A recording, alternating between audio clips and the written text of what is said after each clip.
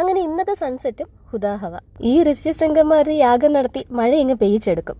ഞാൻ എഡിറ്റ് ചെയ്യാൻ നേരത്തൊക്കെ വെക്കുന്ന ഒരു ഗ്ലാസ് ആണ് കേട്ടോ, പവർലെസ് ആണ്. അത് വെച്ചിട്ടുള്ള നിരുവിന്റെ ഷോ ആണ് ഈ കാണുന്നത്. കൊച്ചുവപ്പേനെ അപ്പുറത്ത് കണ്ടു അവൻ. സൈഡിൽ ഈ കാണുന്ന കുരിശടിയുടെ തൊട്ടുപുറകിലായിട്ട് കാണുന്ന ആ വീടാണ് എന്റെ വീട്. ആ വീട്ടിൽ നിന്ന് ഇത്രയും ദൂരെ ഈ വീട്ടിലോട്ടാണ് ഞാൻ കല്യാണം കഴിച്ച് വന്നത്. വല്യമ്മച്ചി എന്റെ ഗ്രാൻഡ് മദർ ഈ കാണുന്ന സേറമോളുടെ അമ്മൂമ്മയുടെ കൂടെ ഇവരുടെ വീട്ടിന്റെ തൊട്ട് മുമ്പിലായിട്ട് ഇരിപ്പുണ്ടാവും. സേറമോളുടെ വീടിന്റെ മുന്നിലാണ് ഇവിടെ കോർട്ട് കെട്ടിയിട്ടുള്ളത്. അവിടെയാണ് കുക്കുസാറും കൂട്ടുകാരും ഒക്കെ കൂടെ ഷട്ടിൽ കളിക്കുന്നത്.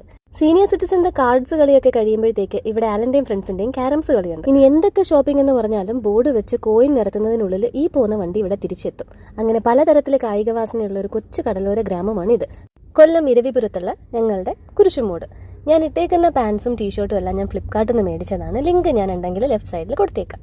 പാൻസ് നല്ല കംഫർട്ടബിൾ ഒക്കെ ആയിരുന്നു, പക്ഷെ ഒരു പണി പറ്റി സൈഡിൽ പോക്കറ്റില്ല. അതുകൊണ്ടാണ് ഫോണും ചാർജറിന്റെ വയറും ഒക്കെ കയ്യിൽ പിടിച്ചേക്കുന്നത്. തീരദേശ പാത വികസനത്തിനോടനുബന്ധിച്ച് ഇവിടെ എല്ലാം ടെട്രാപോഡ് ഇറക്കിയിട്ടിരിക്കുന്നത് കൊണ്ട് ഫുട്ബോളും ക്രിക്കറ്റും ഒക്കെ കുറച്ച് നാളത്തേക്ക് ഇവരെല്ലാം മാറ്റി വെച്ചിരിക്കുകയാണ്. ഷോപ്പിംഗ് ബഡ്ജറ്റ് ഫ്രണ്ട്ലി ആകാനായിട്ട് നേരെ സ്റ്റുഡിയോയിലോട്ടാണ് ആദ്യം പോയത്. പക്ഷേ സ്റ്റുഡിയോയിൽ പാർക്കിംഗ് ഇല്ല.